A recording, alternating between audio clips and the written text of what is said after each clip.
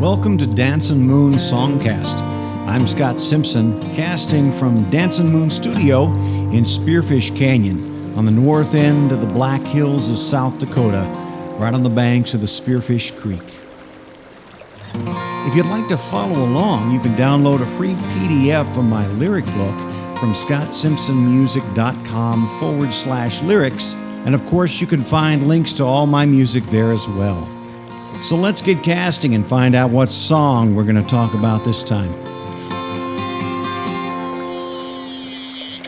Well, it's Earth Week, and I put together this week a 15-song playlist on Spotify of songs of mine that are related to the appreciation and protection of the earth. And we're going to take a look at two songs, one a song and one just an instrumental that are on that playlist. The first one we're going to look at is Leaf and Tree, which came from 2018's Gravitate LP. And then the instrumental, near the end of the episode, we'll listen to the instrumental Be a Tree. So a very tree-oriented episode today. Anyway, Be a Tree is from 2017's 2 Weeks in April. So we'll start out, though, with the song. So this is Leaf and Tree from 2018's Gravitate.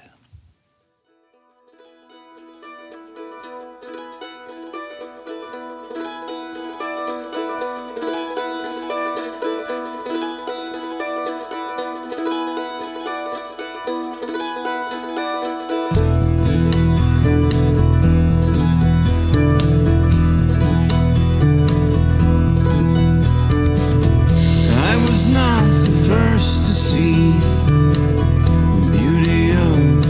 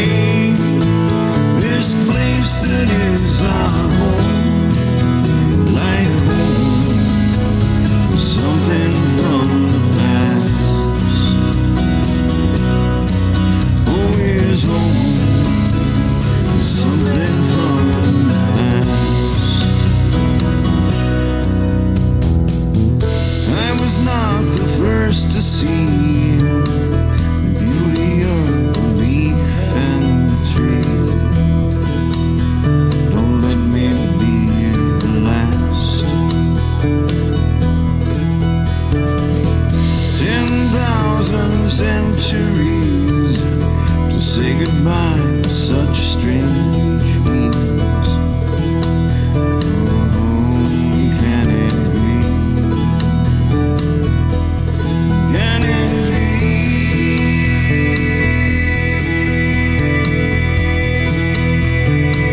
How can it be?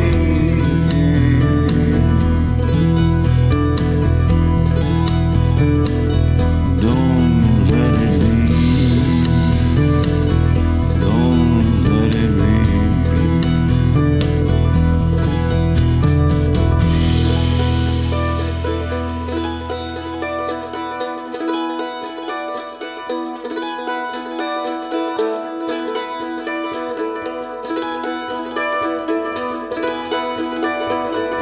So that was Leaf and Tree from 2018's Gravitate.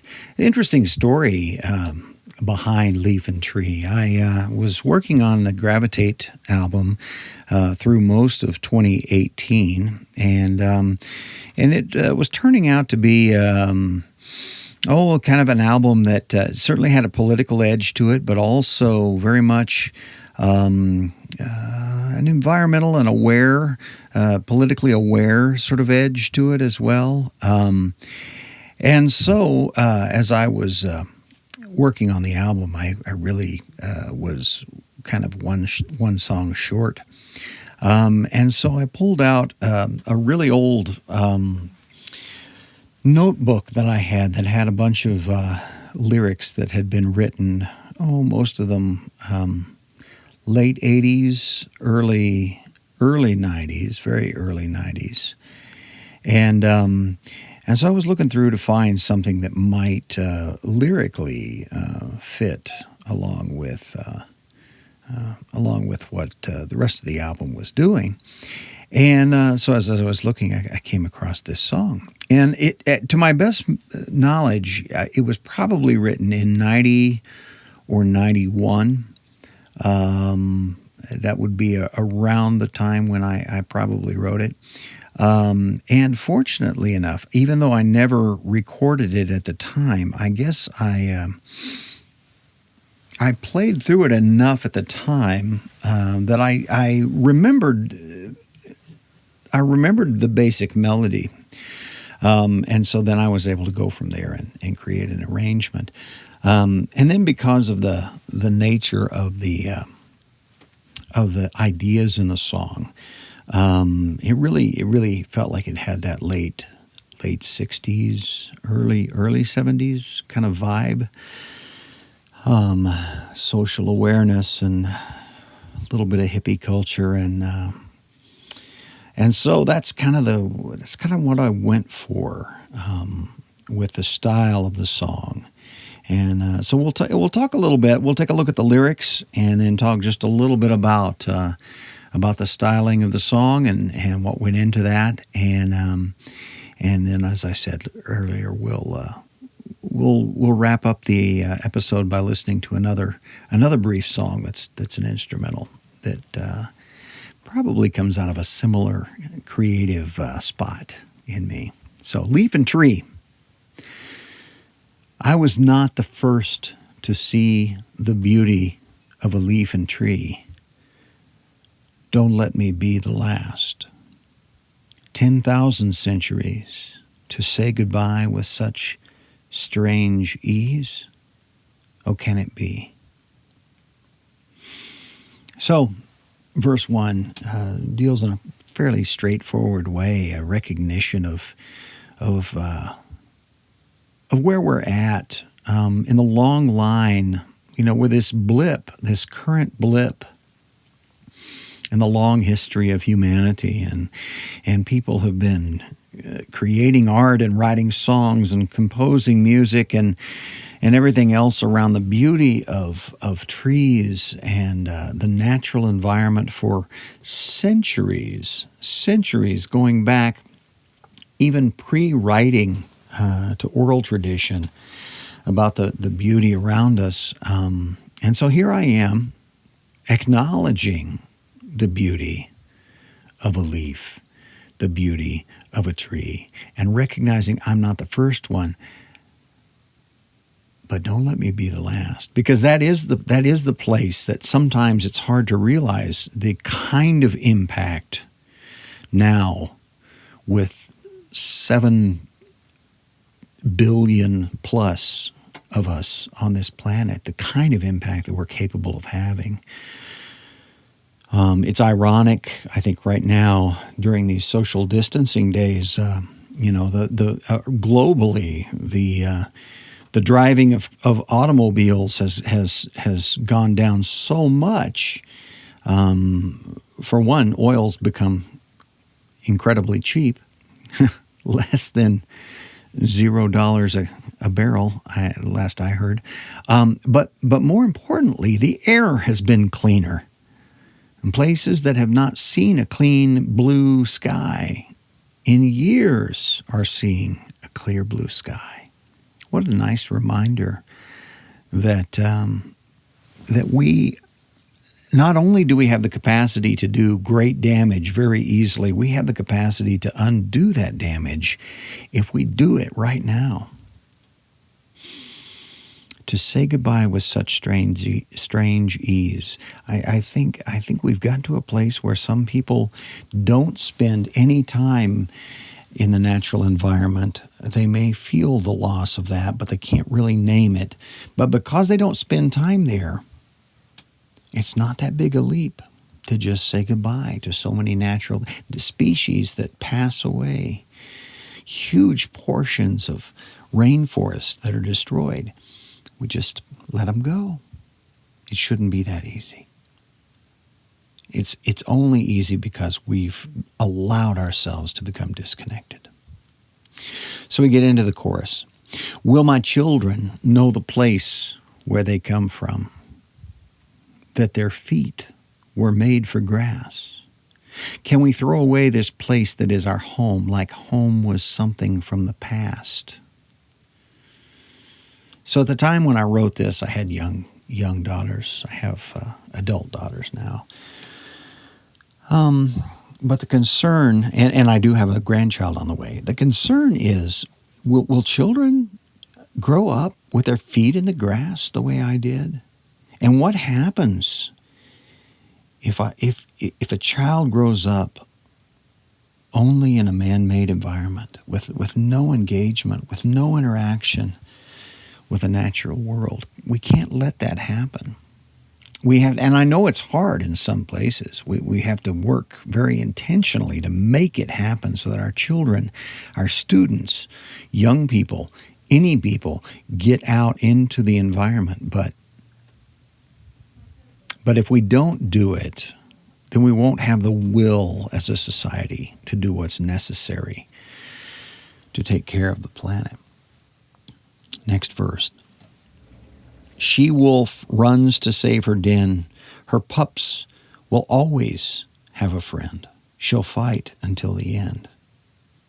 Eagle builds her nest on high so she can teach her children how to fly, or they would surely die. So this verse really goes deeper into what was introduced in the chorus. The concern for future generations. We see it in the natural environment. We see the concern for the generation following, for the children, for the grandchildren. We see that in the natural environment. We see that. Have we lost that as parents, as grandparents, as the people in charge? Have we lost our concern for what our children and grandchildren will have? We can't. We can't. We go back into the chorus. Will my children know the place where they come from, that their feet were made for grass? Can we throw away this place that is our home, like home was something from the past? Oh, is home something from the past? So I think this definition of home, we sometimes toss that around easily, I can make a home out of any place. And I've even said that before. And I think there's some truth in that wherever you find yourself, you can make a home. But at the same time, what has shaped me, what has shaped us as a people is this place, our home, this planet. We are shaped through millennia in certain ways by the nature of this place. We're connected with it. My Lakota Dakota friends would say, "Mitakuye oyase," all my relatives. We're relatives with all of this, with all of the nations, the four-legged, the winged, the fish, the swimmers, the crawlers, and the trees, the rocks, the grass, all the medicines. We're relatives because we're shaped by the same home. We're shaped and formed for it. So if we lose our place in it, if we forget our place in it, we not only do damage, great damage to the place itself, to our home, the earth, we also do damage to ourselves because we have forgotten who we are. Song closes out, "I was not the first to see the beauty of the leaf and tree. Don't let me be the last. 10,000 centuries to say goodbye with such strange ease. Oh, can it be? Can it be? Oh, can it be? Don't let it be. Don't let it be." Song ends there very abruptly. I did something that I don't usually do, but I kind of arranged a song based on its placement on the album. I had this song. This song ends very abruptly, and we go into another song that's relatively political called "The Ballad of Donald," but I'll let you imagine what that one's about. But I ended it abruptly, and I thought, well, okay, so if someone's not listening to the album, if they're just listening to the singles, which is how most people listen anyway, does that still work? Does that still work for it to just, boom, cut off? And I think it does, because I think that's how we need to see this. That if we don't act, if we don't move, it's not going to be like a slow fade. We could suddenly wake up and something is just gone. Just gone. We didn't have time to mourn it. We didn't have time to think about it. We didn't have time to anticipate it even. It's just gone. So we need to be on top of it now. Musically, like I said, I was kind of trying to tap into late 60s, early 70s, that culture, that socially progressive, environmentally progressive culture. I remember when I was just a kid at the time, first grade in 1971, I just remember all the peace signs. I remember thinking about that. I remember sunny days and thinking about how beautiful that was. It's so many young, crazy hippie people that I saw around. They were so excited about the planet we lived on and about protecting it and making it good and about living in it in a natural way. And I recognize that that's all kind of idealistic, but it's beautiful nonetheless. And it's a warm spot for me. And the music of that time brings that feel as well.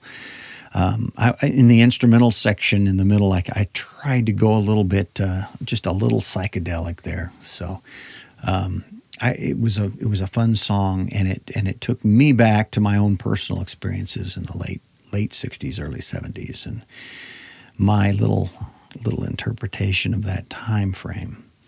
But I think we do have to bring it up to the present. I think there were great things, amazing things done by those folks back there who were all boomers. But there are very exciting things that are happening now that we need to get on board with, connected with our earth and sustainability. We know more now. We had the spark of desire back there in the late 60s, but we know more now. I'm not saying we know everything, but we know more now. We can do more now. So we need to push for that. Well, about a year before this album and that song came out, in April, it is April right now as I speak to you, but this would have been back in 2017. It was a beautiful April. And I decided to take 2 weeks and do some improvised recordings, instrumental recordings, kind of field recordings, inside the house, outside the house, different places around where I live. And so what we're going to do is we're going to play one And this tune is called "Be a Tree." And I think it was recorded. It was recorded on my front deck. I know that here in the canyon, in Spearfish Canyon, and you'll hear a little bit of ambient sounds of birds and things like that in the background. But this is "Be a Tree" from 2 Weeks in April.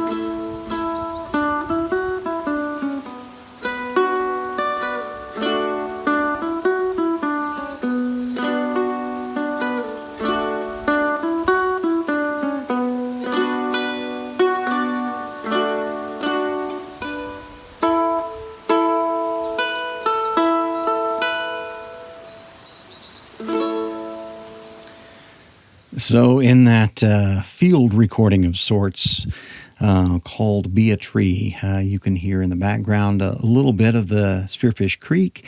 You can definitely hear the wind. You can hear the trees. I was on our deck, which is kind of snuggled in between a nice tall oak and a couple of spruce, and you can hear the wind going through the trees. You can hear the birds in the trees. And after I finished kind of improvising the little instrumental ditty listening back to the recording, it didn't have a name for it, but it felt like the recording itself felt like what it would feel like to be a tree, to be swayed by the wind, to hear the creek down below, and to open your arms to birds. So there we go. Be a Tree from 2017's 2 Weeks in April. Field recordings, improvisations, instrumental. So thank you so much for joining me, especially on this week of Earth Week, and hope you had a great Earth Day. I hope that things are going well for you during this time of social distancing as well. I think one small thing we can be happy about is that the slowing down of all of our industry has certainly given our Earth a chance to breathe a little bit better for a brief time at least. So we can make decisions going forward on how to do that sustainably together. You can find all my music on ScottSimpsonMusic.com. My lyrics are there as well. You can catch me on Spotify. Look for that 2020 Earth Day playlist on Spotify. If you follow me on Spotify, you can find my music on Apple Music, iTunes, Amazon. Everywhere else that you stream your music, you can find it. Hope you have a wonderful this next week. I hope things go well for you. Take some time to be in nature, to put your feet in some grass. It's spring. Take some time to be aware and think about those coming after you. Your children, if you have them, your grandchildren, if you have them, your future generations, even if you don't have them or know them yet.